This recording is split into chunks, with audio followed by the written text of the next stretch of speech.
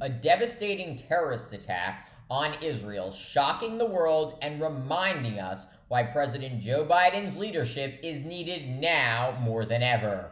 All that and more now on Graf's Grievances.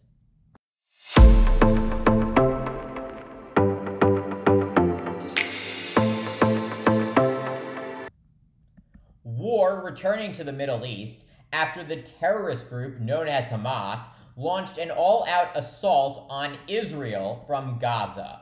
The surprise attack, already responsible for killing more than 700 people in the Jewish state and wounding thousands more.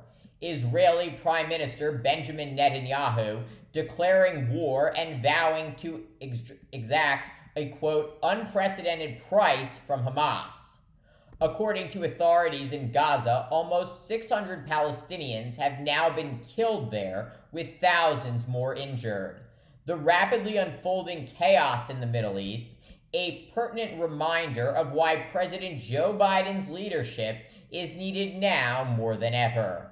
The president speaking with Netanyahu yesterday and assuring him that the United States was committed to Israel and would immediately begin sending ammunition and moving warships to the region. The promise of military might coming despite months of escalating tensions between Biden and Netanyahu. Since returning to power as prime minister last year, Netanyahu has overseen historic democratic backsliding in Israel. His far-right government reforming the country's Supreme Court to stifle its independence as part of a broad effort to make Israel a more religious and nationalist state. Since its founding 75 years ago, Israel has had to grapple with the seemingly inherent contradiction of defining itself as a Jewish state and promising equality for all. According to Human Rights Watch, Israel systemically discriminates against the Palestinian citizens of Israel by granting superior status to Jewish Israelis with respect to civil rights, access to land, freedom to move, build, confer residency. Israel's treatment of Palestinians, considered by many human rights organizations to be a form of apartheid.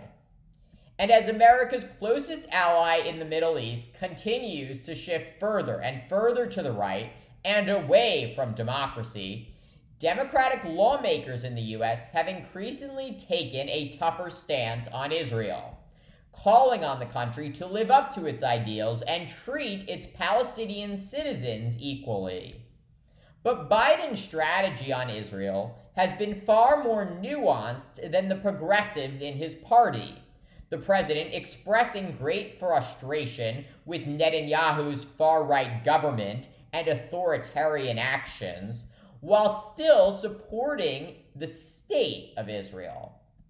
This posture, while resulting in criticism of the Biden administration from Democrats on the left and right, providing the president with the necessary dexterity to credibly stand with Israel today against the terrorists seeking to annihilate them.